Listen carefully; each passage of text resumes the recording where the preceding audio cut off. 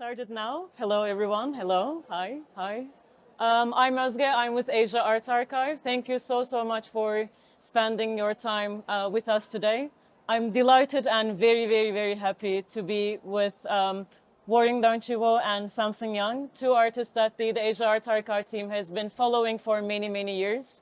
And I was actually looking the earliest collaboration that we had with both of you. And Warren, I think you were part of the very first public program that we organized in 2001, the symposium on the independent art spaces, a long time ago. And I think, Samson, you did a tour of the AAA collections in 2012, if I'm not mistaken. So Think so, yeah. yeah, our relationship goes really way back, I think. So we are very excited to be with you. Thanks so much for your time as well. So first of all, I would like to say just a couple of words about why we are here, because both Warren and Samson are the two of the six artists that we have invited for Asia Art Archive's participation in Art Basel Hong Kong this year.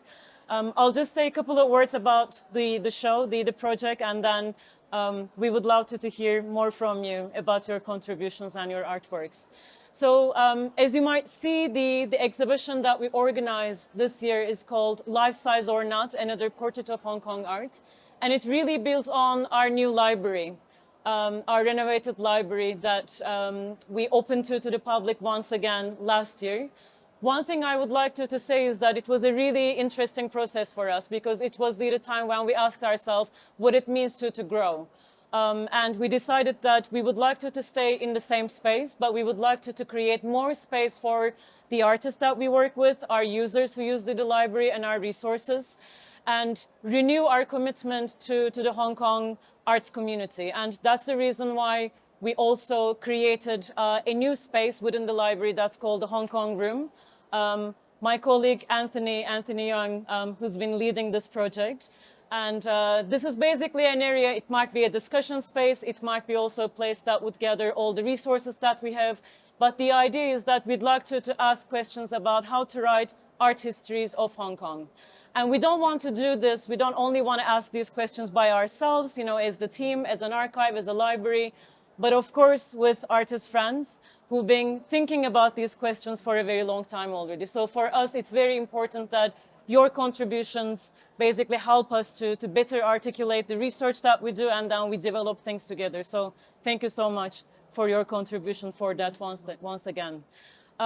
So maybe I stop here, or maybe I briefly say about a couple of the rules, because we wanted to do something playful with this project. So we asked six artists from Hong Kong, including Warren and Samson, just to create a portrait of another Hong Kong artist. And the idea was that this portrait wouldn't be based on faces or our bodies. It would be based on the archival materials that we have in the library, in the archive. So this is where we started. So maybe let's just jump right into you. Warren, let's maybe start with you. Your work is right here. And I know that you've been preoccupied with the idea of memory, especially in relation to Hong Kong for a long time. And you wanted to create a portrait of an artist who chooses not to be remembered. So maybe I'll pass the mic to you. It would be amazing if you could say a little bit more about your choice.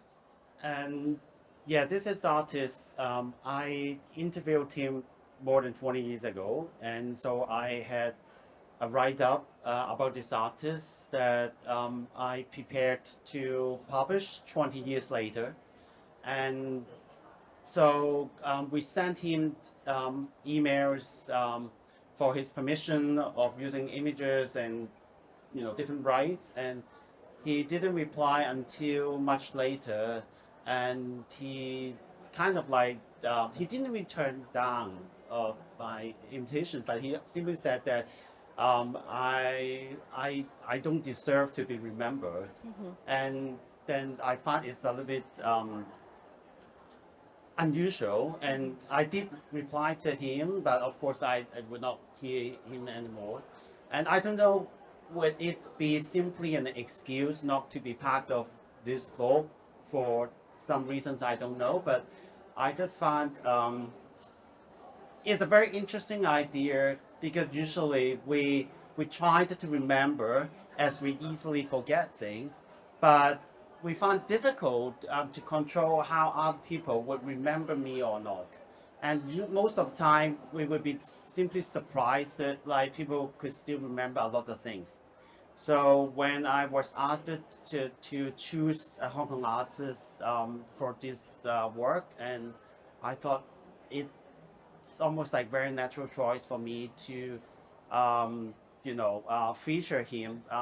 So his name is Leung, and yeah, it's very very straightforward. So I I found out like a very old film, as you could see, this black and white film that I had like for more than 20 years, and simply because like I stopped shooting in films for many years, so I thought that maybe that could be something special that I could do for him. Great. Yeah. And Warren, could you also say a couple of words about the oral history project that you did in 1998? Because for me, and as an artist, to document the art history, the present, the art history of the city is quite interesting to think about. Yeah, it was an opportunity. I was involved in this sort of research project on Hong Kong art. So it was around the time of the handover, 1997, 98. And so I made a lot of interviews with people I met around the time. And so it was not really like a careful selection, but simply I could see them. It was very small art world. I mean, you would know each other. And so I was just curious because I was young enough that I kind of like was very interested what's the meaning being an artist. So I asked them for interviews. So I asked them how did they start, learn about art, make art and their subject matters. What did they think about their art with that current context in Hong Kong? I mean, in the late 90s. And so I think indeed I made more than 40 interviews, but it was also the time that like I was you know going for residency for a year, so I didn't have enough time to transcribe all the interviews. So I think I managed to do like 28, and somehow like I almost forgot the manuscript until many years later. I found that I could open the file because I changed the computer and then I had no way to open the file. And I found that simply because I couldn't really remember what I wrote before. So I found it's almost like another person wrote something. And then I thought it could be an interesting moment to have them published when people have already forgot it. Yeah. Maybe we can come back to that project later, but Samson, why don't we continue with you?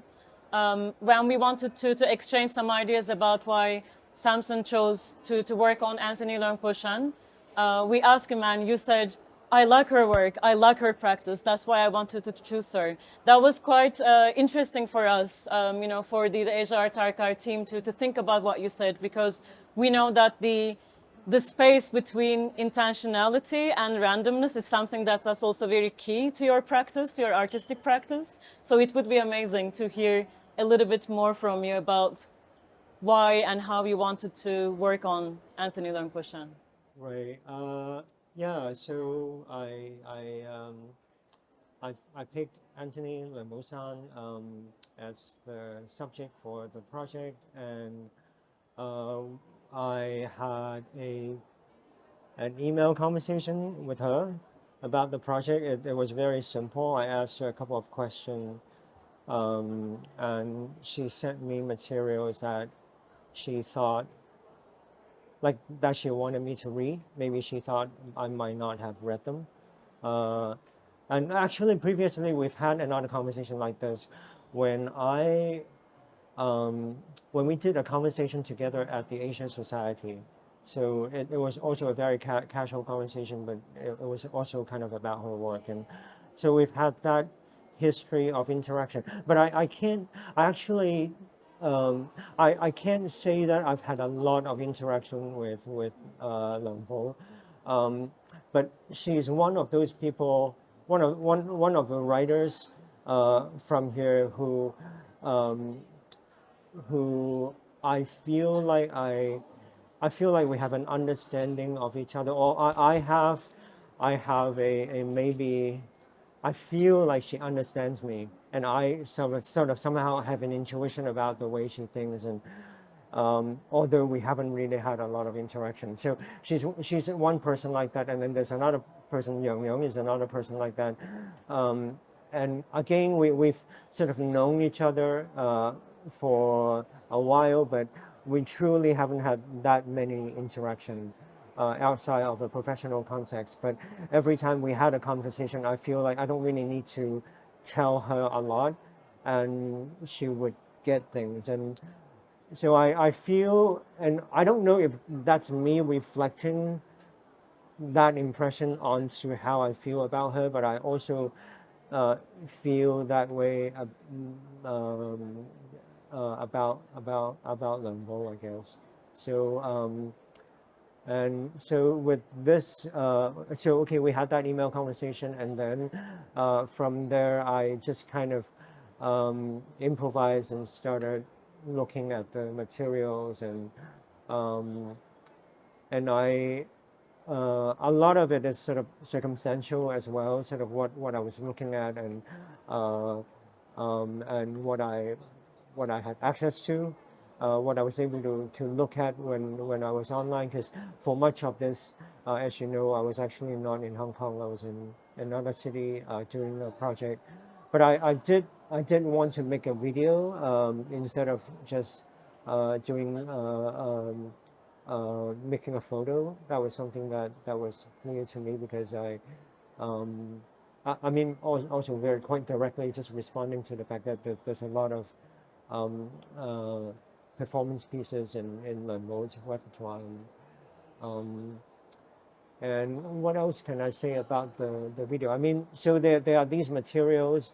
I have this box that I'm pushing around in the video, and that box, something that actually had existed in the studio, and even the drawings on the box, they existed before this project. But Lamu sent me a message, and she picked up on the crab on the box. Um, so that's fun.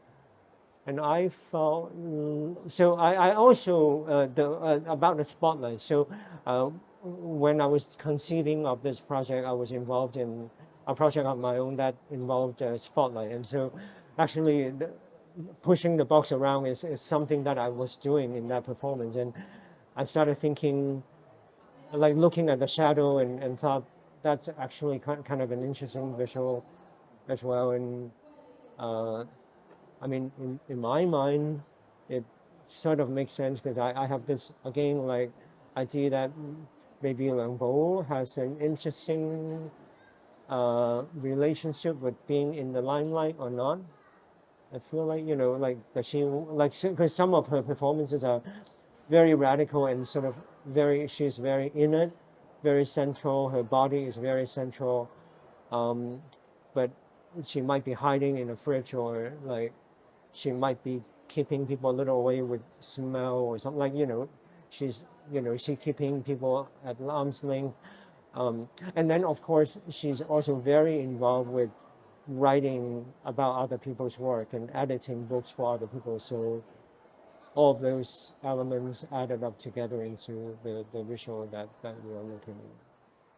Yeah, I think what we see in the video, in terms of the materials in the box, it also says so much about how many different heads Leung Poshan has been wearing, right? There are CDs that remind me of the documentation of her performances, for instance, as you said. She's been working mostly in performance and installation art. And I was looking at the other materials that you chose to place in the box, and these are mostly her writings. So it's also these two parts of her artistic practice and research practice coming together in the work. And something actually that I didn't notice until Anthony pointed it out was that I picked material that are kind of about the same size, but that wasn't conscious. But then I also did notice that these sizes were of the same size of the Parasite publication that she was responsible for, of course, for many years. I don't know if that was a thing, but that was something that I did end up noticing. Is that the PS magazine in the late 1990s and early 2000s? Yeah, great. Maybe it's a good point to speak more about how you handle these materials. And Warren, I'd like to go back to you because when we look at your photograph, your work, we actually see a box. And we know that actually because that's the box that we sent you that contains all the materials that we have on Loyat Leung himself. And you chose not to open the box, but there are two books that we are seeing. One of them is a book by Andy Warhol, and the other one is a book by Loyat Leung. And you were saying that these two books have been on the same shelf in your studio for about 20, 25 years. So if you could say a little bit more about how you handled the materials and how you wanted to juxtapose them with the things that you had in your studio. It would be great to hear a little bit more about that. Yes, I got the box and I thought I shouldn't open it. And so to make sure that sense that couldn't be opened, so I thought that maybe I should put a rock on top of it, something heavy. And then obviously, this Andy Warhol's diary was heavy enough for that reason. And so it was very kind of like straightforward choice for that technical requirement.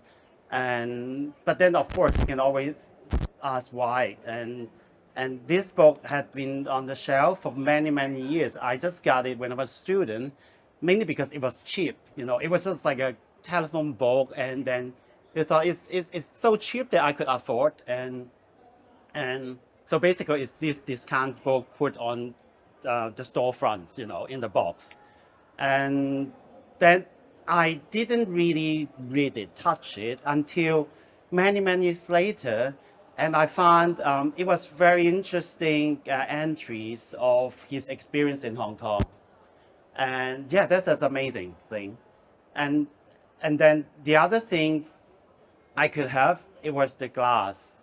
So I think a glass of water would be very good thing to make sure you can't open the box, because you will just damage. I mean, I was very careful. I didn't want to damage the AA collection, and so I really filled up the glass. But it was also interesting for me when the glass was completely filled up with water. You couldn't see the water, and so to create that sense of glass and water, I thought I need to have something behind the glass that you could really see the difference of the, what you call it, refraction, of the image.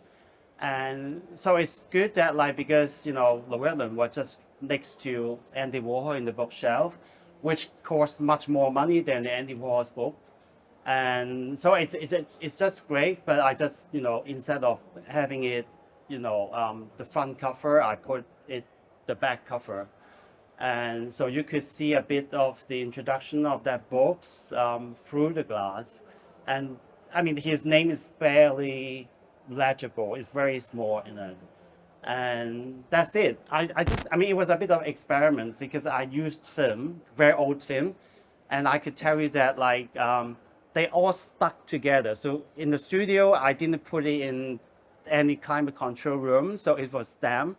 So all stuck together. So I had to really separate the films by force. And so I did several films and only one came out, somehow good enough for the print.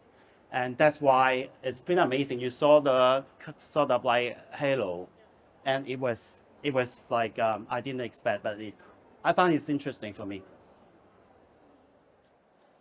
I remember when we received the test print, you were saying, you were asking these questions about, is the text in the book that's behind the glass, is it legible? Because as you were saying, there are certain parts that are getting blurred and there are certain parts that you wanted to be legible to the viewer as well.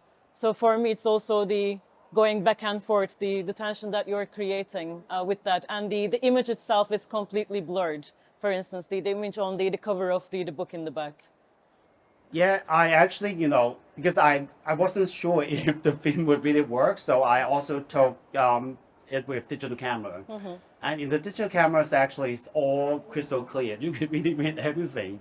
So luckily, the film came out well, so I could use the film. Otherwise, I mean, I didn't really expect, that interpretation of what's legible and what's not legible. But it's interesting that like it's coincident too. But I think, yeah, it made words the first notion of to remember to learn about something with a special layers of meaning. Okay, thank you. And Samson, I would like to ask the same question to you about how you made a selection of materials and how you placed them in the box. Because when we think about how many materials we have about Anthony Leung and indeed Asia Art Archive collections, it's we can have a sense of the scale with the mini books that our designers Majo they created. But I think you made a selection, so I'm wondering if you could speak a little bit more about the selection and how the decisions that you took to place them in this very particular grid at the bottom of the box that you used. Right. Well, so when I asked Anthony whether there is one or two books that um, I asked her whether there is like a specific one or two publication from the collection that she would definitely like me to include or think represent her and therefore I should pay more attention. Um, she she did want she did think which is it's a representative publication. And actually, Wood did come up in a previous conversation I had with her at the Asian Society.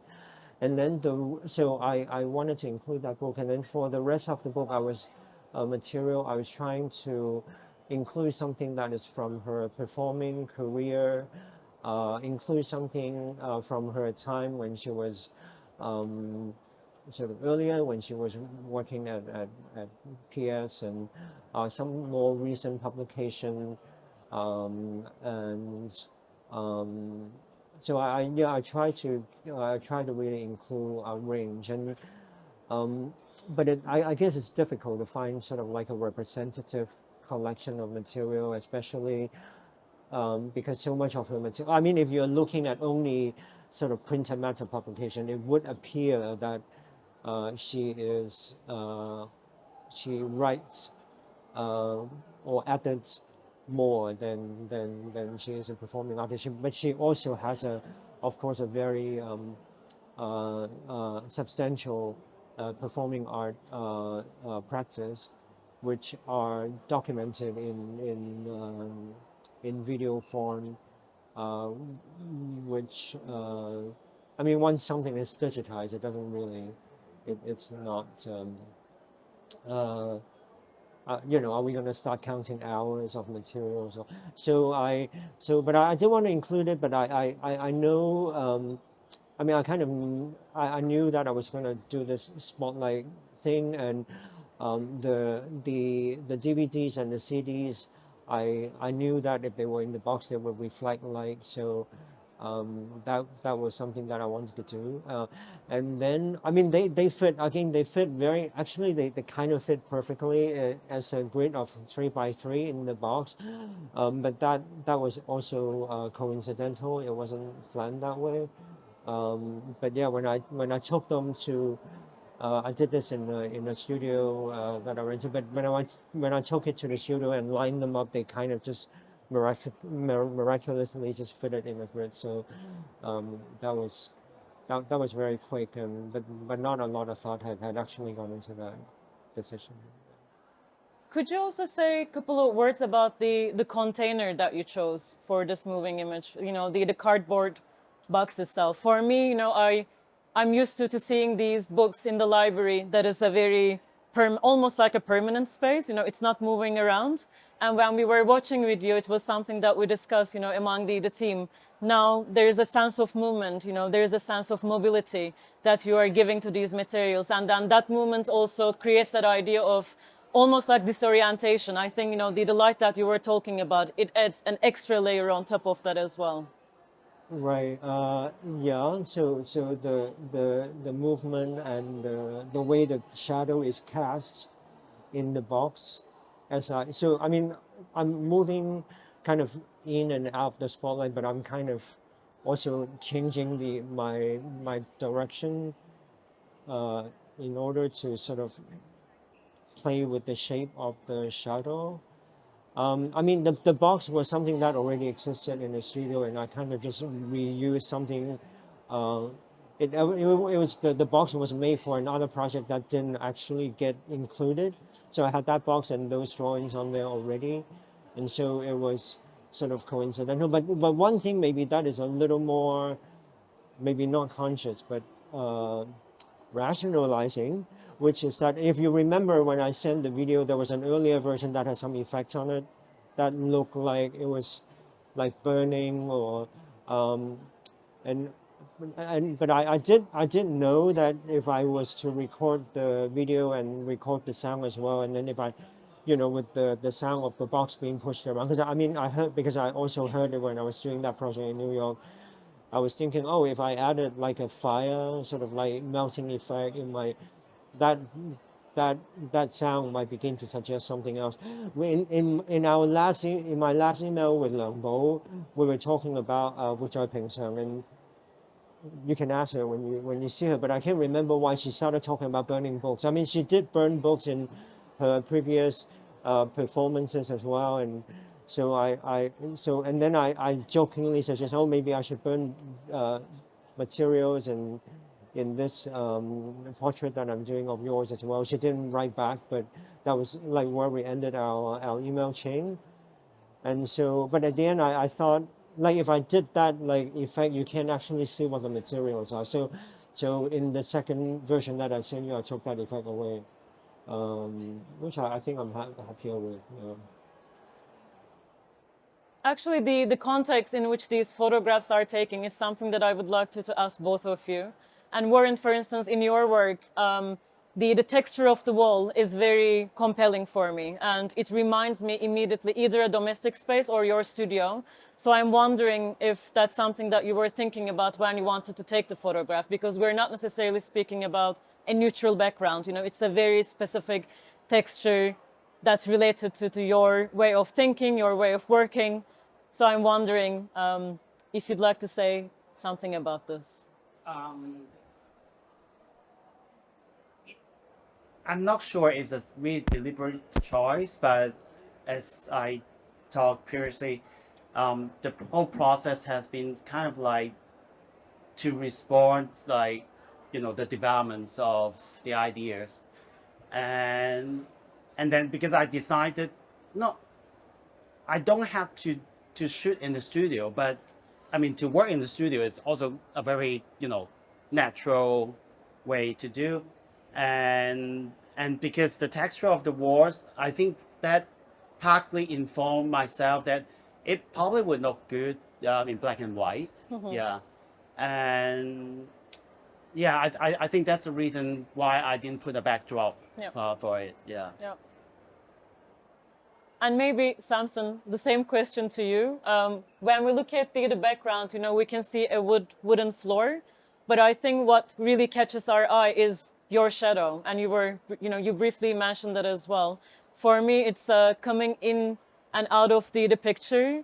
It's blocking some of the materials, and then you also give light to them right after that. So I'm wondering if we can say a little bit more about your choice about this.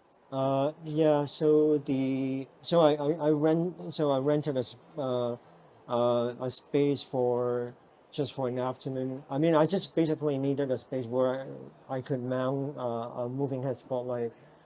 Um, but yeah, I mean the shadow and the lights, and I mean I agree that I mean I'm playing my part as somebody who has selected these material, but uh, I'm also a little bit the archivist, I guess. You know, your shadow, the archivist shadow, and the archives, the the the person doing the boxing and the pushing, and there's a lot that can be done. It's very directional. Um, I mean, I mean, there's a limit to how much that shadow could sort of obscure or reveal, but it's and it's own thing, I guess also. But also these materials are not not really Lambo. I mean, they are Lambo's material. But thinking about all of those things, I guess. But I'm also interested in hearing what other like what yeah how other people see that whole shadow and spotlight situation on the materials. I'd like to open up to the audience members as well. If you have any questions to ask Warren or Samson, it would be amazing to hear your voice too. Or maybe I can continue with one question, but no, Jane, after you, please. Hi, how are you? I saw both of you in New York very recently, but it's good to see you now. First question for Samson. I was very interested by this piece because it reminded me very much, or seemed to relate very much to the performance you recently endured for 30 days, 6 hours a day in a gallery in New York City. There seems to be a aesthetic as well as a relationship between those two. Can you maybe talk about the performance in New York, or how that was informed by, or how this had helped to inform that? The other thing is, I associate your work so much with sound that I'm longing to hear the sound that seems to try to emanate from this little video right here. Can you talk about that? There is sound to the video, but I think we're just maybe turning it down for the talk or Yeah, something. it's barely audible right now, I think, because of the crowd and the noise, but we'll definitely increase the sound after the talk. Yeah, it is a part of the piece. Yeah. Although, yeah. So I mean, when I was thinking about this, for much of the time when I was thinking about this, I was doing this, and I mean, although pushing the box around is not like the main thing that I was doing, but when I was pushing the box around, I did begin to see, like when I was doing this turn and seeing my shadow in the box and thinking about, oh, you know, am I boxing myself in that sort of thing, and like I did start to think that, oh, that image would be interesting to apply to Lambo's project, and so, and actually I there was maybe an earlier conversation about, I mean, I did ask whether I could have those materials in New York. So I was actually half thinking that maybe I would just put the most material in the box while I'm pushing it around and like in my own performance. And actually, if we were able to do that, that might have been cool too. So then she like the box is my performance, and I'm, you know, so but in a manner of speaking, this is also like an image from the performance, but this is an image of the performance that the audience wouldn't see. This is like my POV. So when I was doing that, I was also noticing how cool that effect was, and sort of wishing that, you know, I could, you know, I could see like other people could see it. So the way I shot it is very simple. I just like I had like a GoPro on my forehead, and then that's how I filmed it in Hong Kong. Because I was wondering how you were able to manipulate the spotlight at the same time that you were holding the box with two hands. Right.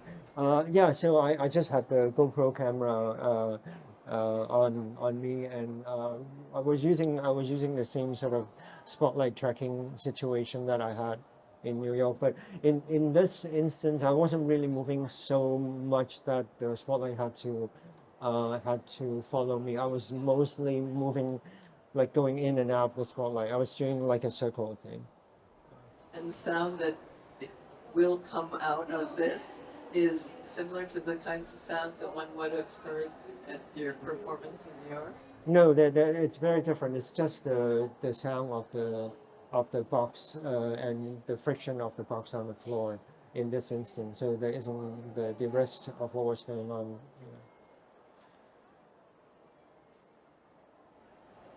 And Warren, nice to see you. First of all, Beethoven Archive is a library and an archive. We collect lots of books, and you were very kind to donate a book that came out of an exhibition that you did in Times Museum or in Guangzhou in the past.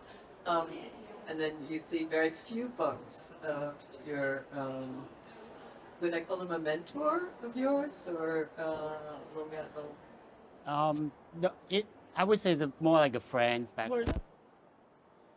Yeah, it's more like a friend back then. As I said, that like these artists somehow, I just saw them very often.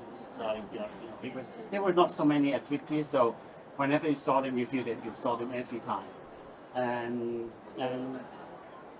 actually, I didn't really, I mentioned that I didn't really judge them or this is good art or bad art. Indeed, when he replied my request, for the materials about the book, and I explained to him totally, it's not someone should be remembered or not, because like we all have done something, and that's my memory. He was doing a lot of things, right? like what kind of things do you remember about it? No, he built large installation, and he earlier he made paintings, and he did a lot of object works, and actually he also wrote, and so I thought he was very active. And what inspired you by, what was important to you about his work, or him? I want at the time when I interviewed him, and I was very much interested how other people practice their artwork, and how did they consider their altering life, and that they could also find relevant to their work. I mean, I have to admit that I was rather young artist back then. I just finished school, and I was really curious. I wanted to be an artist, so I just asked them, how could you be an artist? And so when you chose him, what I'm not understanding fully is why did you choose him for this specific project? Well, it was because I interviewed him, and many years later, over 20 years later, I decided to publish all these interviews, and I asked him if I could publish this interview because I need the images of his work, the reproduction, and then he said that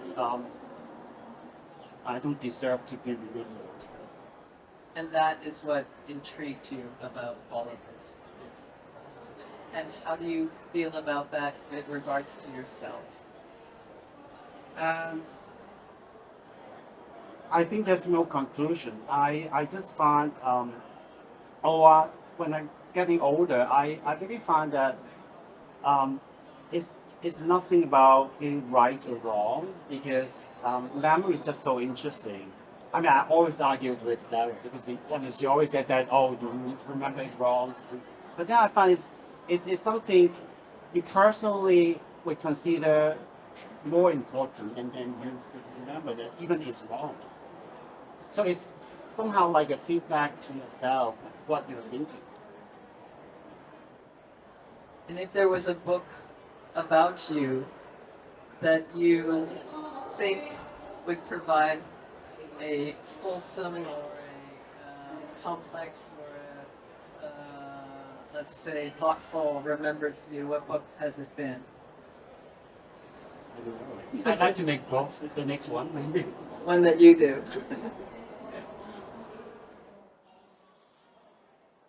Jane, may I? Oh, thank you. This actually reminds me of a conversation that we had in the first artist talk of yesterday, we were actually speaking about how many books that we have related to Leung's practice. And he was the artist that Tozer wanted to work on.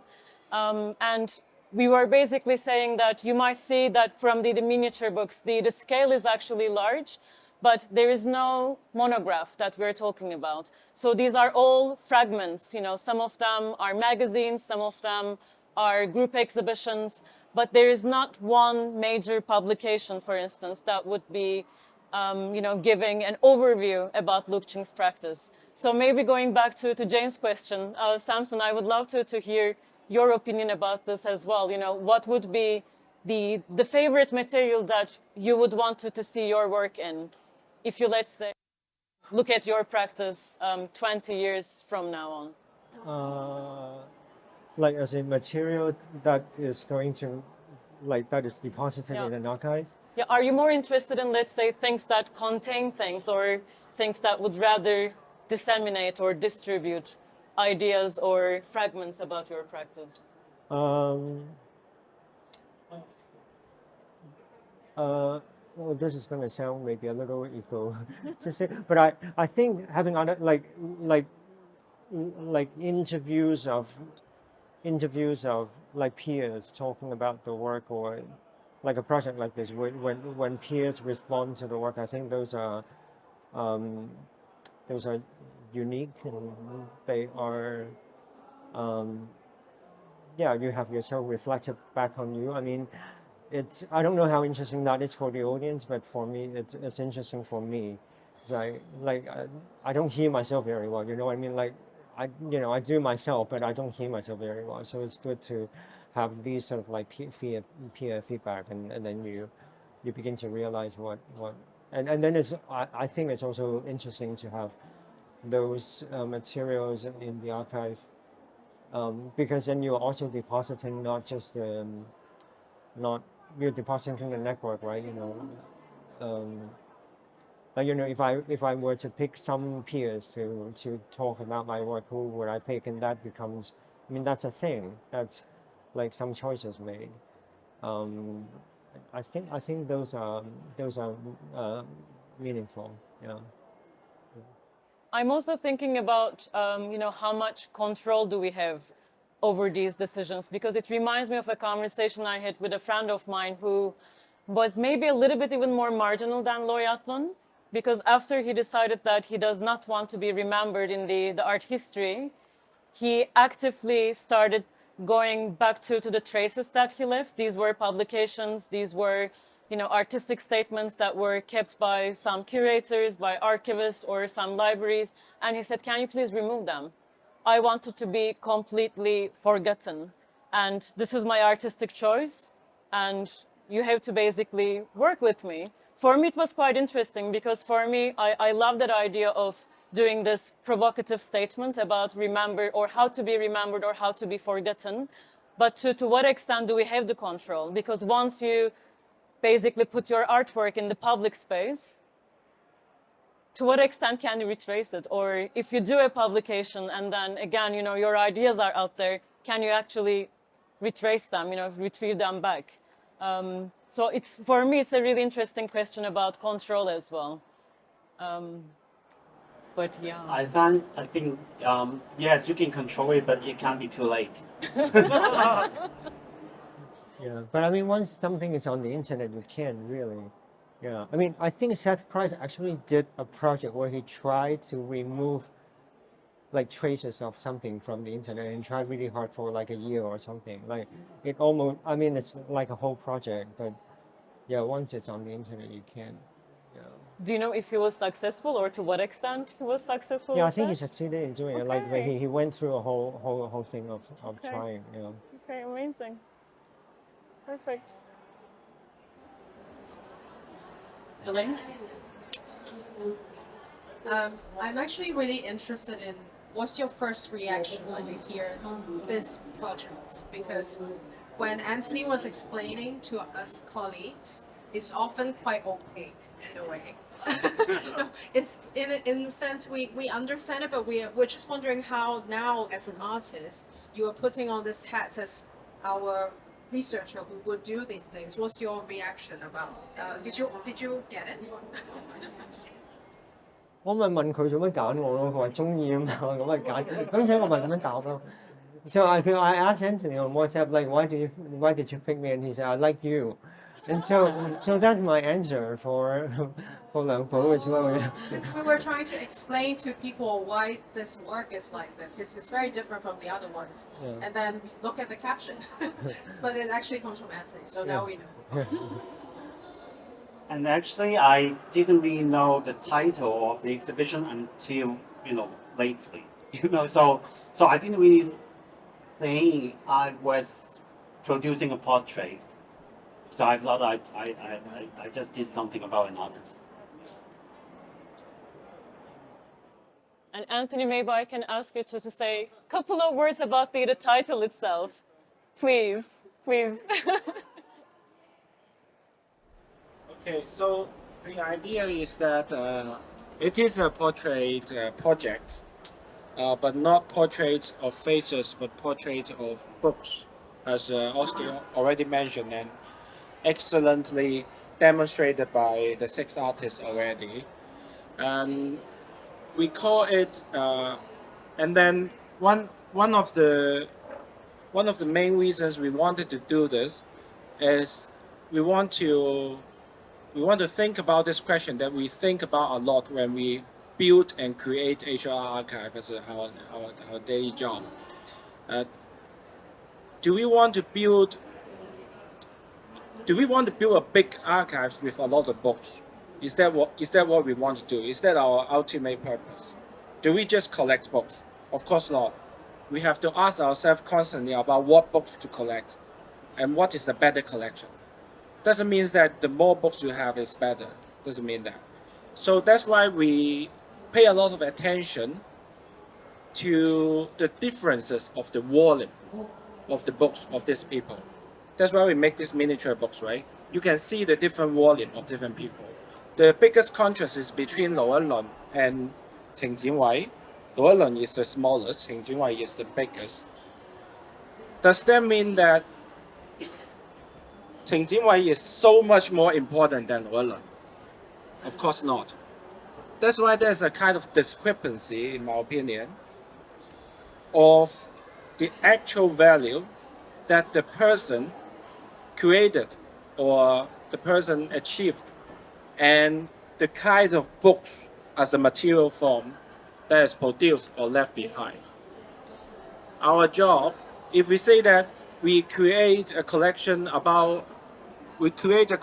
books about an artist, it's sort of a way to create a portrait of an artist. Then we ask ourselves if this portrait is good or not, if this portrait is accurate or not, if this portrait is sufficient or not. That's why we ask this question called life size or not. Does this represent Luke? Maybe yes, maybe no. Does that represent Leung? Probably not, right? Leung is much more than just 4 books. So we may want to collect more books about Leung in order to represent him more accurately.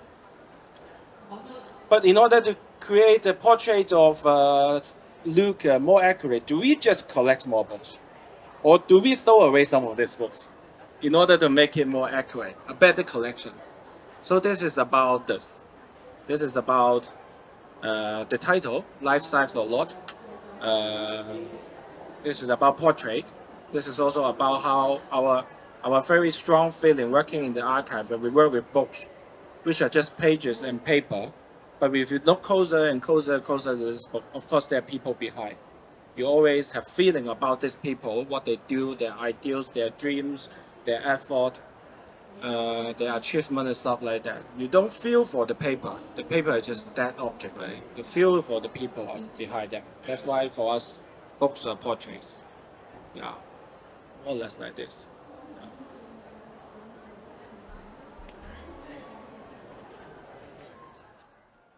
I think this is an amazing point to end with.